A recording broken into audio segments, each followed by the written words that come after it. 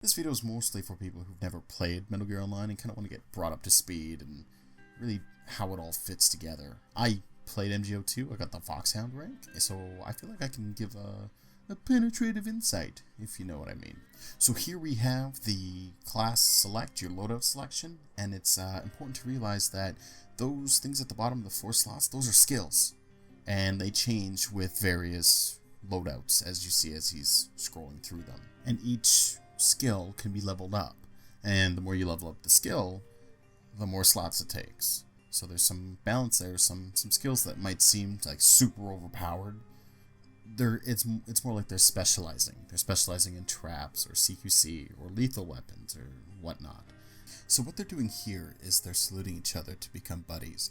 Now in MGO2 you with the SOP system, you press triangle, you link up with your team, you can see them through walls, etc, etc. It had its upsides and downsides, but here you notice you can only do it with another person, with just one, but they have to salute you back. So it kind of gives me a Army of Two feel.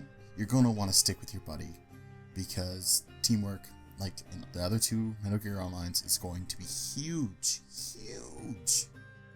One thing I noticed about this map particularly is how close quarters it is. As you can see, the match just started and they're already getting nades thrown at each other, and they're throwing nades at the enemy. He's getting hit by stun grenades, and when the girl character's playing, they've got enemies right around the corner. So I'm not sure if this is going to be a good thing or a bad thing. I would just hate for it to be, instead of Camp Omega, it's going to be Camp Nade Spam. One thing I noticed this time around is there's no cardboard box. Well, there is. It's just not viable enough to use in a firefight like that. In previous iterations, you would spam your box, and this would make you automatically crouch in the box, thus hiding your head better. So easier to avoid the headshots. It doesn't seem like it's going to be too viable to do that because of the animation. They've added the box falling from the sky, so it's going to be interesting to see just how that'll affect strategies and tactics from previous iterations. So the reason why this clip is slowed down is because I wanted to see the sort of time to kill, because it seems pretty fast, and at my count it's 4 to 5 shots from the AK at full auto to down someone. That's pretty fucking fast for a Metal Gear game, I think.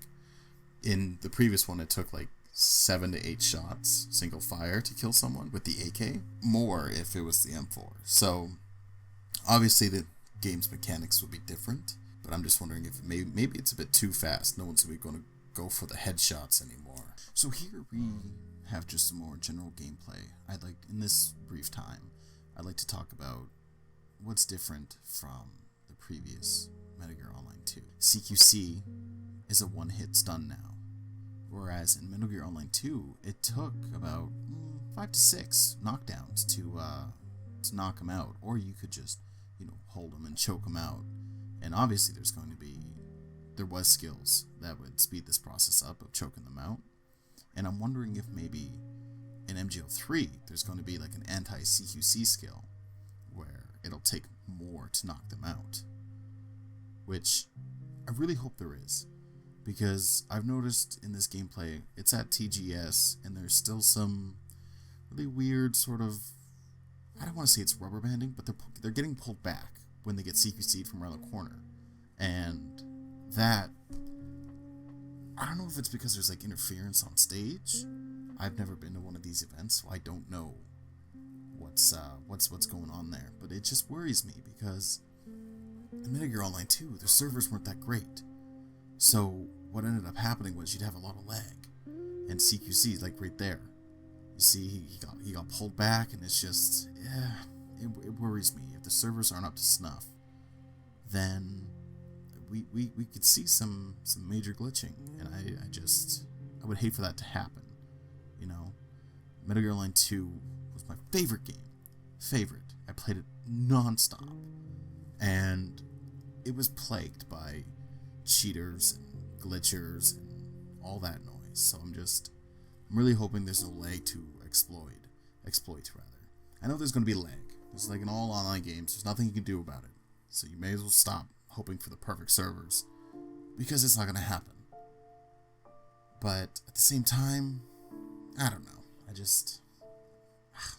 Anyways, so what's new in Metal Gear Online 3? Well, dynamic weather on maps. Now, they said things shouldn't last long enough for that to happen, but if you notice, it's raining, actually, in this part of the map.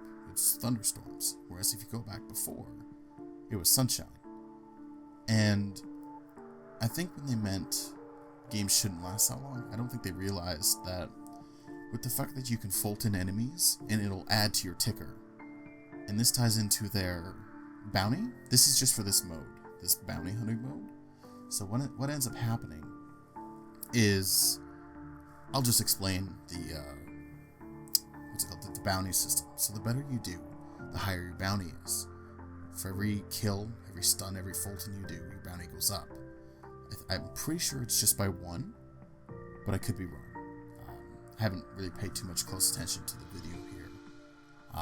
So what'll happen is, let's say you have a bounty of 6. If someone Fultons you, that means they knock you out, and then they tie a balloon to you, and that balloon shoots up into the sky. The enemy team is going to get 6 tickets back. That's huge, because it almost punishes you for doing well.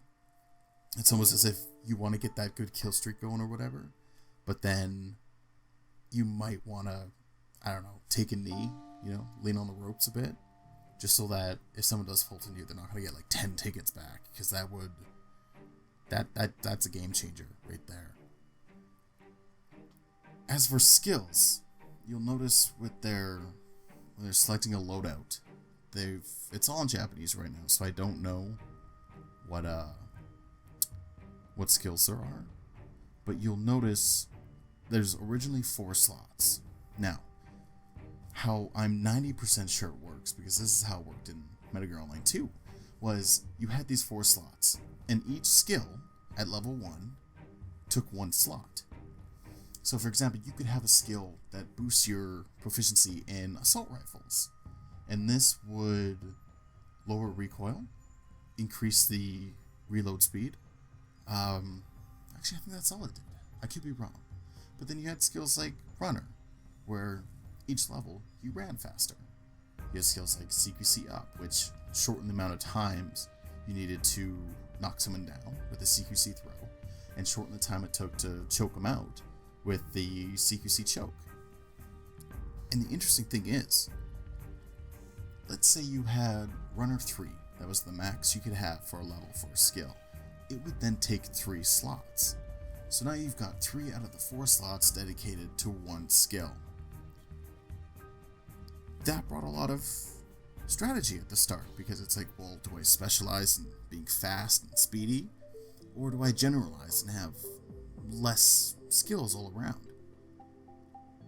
So whenever they release the skill list, or whenever that, if it gets leaked, if you see a skill that seems rather OP, more than likely it's going to be 1 skill slot per level, because there was a skill called Narc. Back in MGO2, there was a skill called Narc. What happened was, at level 3, if someone aimed at you, they would light up on your map, and you could see them through walls, so you could instantly pinpoint where they were. And what would happen is, people would run that, plus Monomania.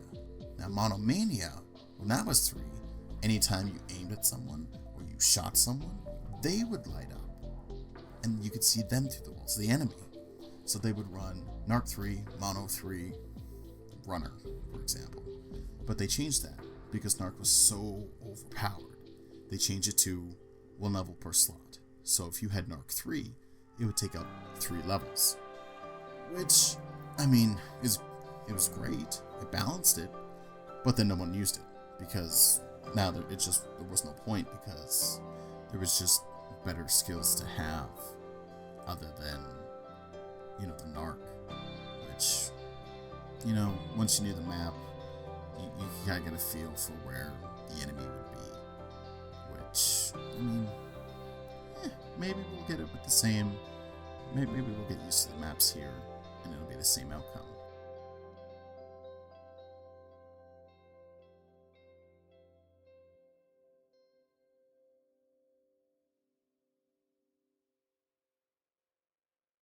So I just wanted to speed through the footage here, just cut a bunch of it, because this video is getting way too long. Just to touch on team sneaking, now known as Cloak and Dagger. Back in MGO2, it doesn't matter if you had nothing equipped or if you had your knife equipped, you would always have the knife in your character model's hand. So if you were the defending team, if there was a place with a lot of shadows, like Urban Ultimatum had quite a bit there, or Coppertown Conflict, there was a lot of shadows there, especially with the sandstorms, you have to look for the floating knives. That was the biggest giveaway, aside from the shadows themselves that the stealth player casts. So, in Metal Gear Solid 5, since we holster our weapon and we never carry a knife, the defending team is going to have to really focus on the shadows. And on maps where it's daytime, this is easy. It's just, yeah, because you know they're going to be sticking to the shadows, so you'll want to focus your attention there. Maybe pop off a shot or two in a corner that seems pretty obvious they're hiding there. But there can also be nighttime maps. And that'll get trickier, because I'm wondering, do the tranquilizer guns that the attacking team get, can they penetrate glass? Because if they can shoot out the lights, it'll just be a matter of time before all the lights are shut out, and yeah, they're just gonna have free reign, it seems. As for the balance, I think a couple of you will be kind of wondering, how is it fair that the defending team gets automatic weapons and the attacking team gets a fucking pistol, one-shot reload, and stealth? Doesn't seem very fair. It's actually really balanced. I have to say kudos to Konami from MGO2. There was hardly any, oh my god, that's so OP kind of bullshit. But what I'm worried about is if we can't disarm the defending team as the stealth attackers. One of my favorite strategies to do was to knock someone out, search their corpse for their primary weapon, kill them, and then take off the stealth with the primary equipped. More often than not, a lot of people would not think anything of it. They're like, oh yeah, there's a player I can see with a primary. There's no way he's, the attacker. But this got harder to do the longer the map went on, because then the less defenders they would have. So this strategy couldn't really work if there's only two guys, because they know that there are only two guys. But if we can't disarm them, which, we very well could disarm them, right? But if we can't, a lot of that strategy's out the window. And as for picking up the not rubber ducky, which, side note, why would they change that? No one wants to pick up boring old fucking discs. We want the Gakko back, alright? Come on. Gakko and Keratin is where it's at. Come on. And before DLC. So, I don't know. I'm still super excited for this Cloak and Dagger mode. It seems like Koji Pro LA know what they're doing, which, thank God, because when they said they wanted to westernize it, I was really worried.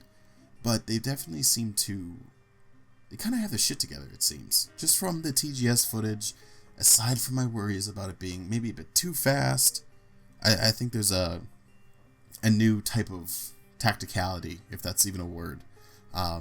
You'll also notice that the camera itself is zoomed in. It's closer to the character.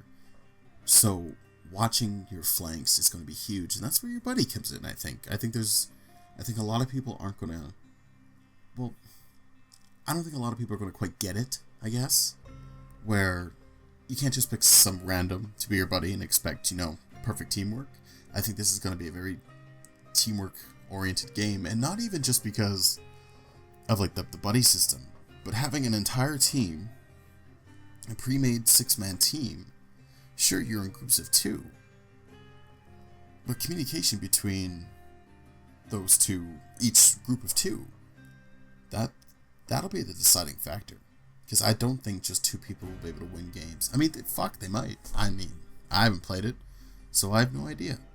But yeah, other than that, I'm really looking forward to October 6th. Regardless of all the other games coming out. You know, you've got the Siege beta, you've got Star Wars beta, you've got all this other shit coming out. I'm super pumped for MGO3. Anyways, that's my thoughts, concerns, general impressions of the game. I want to hear what you guys think. Comment on the Reddit post that this will be on, or leave a comment below. And, have a fucking excellent day.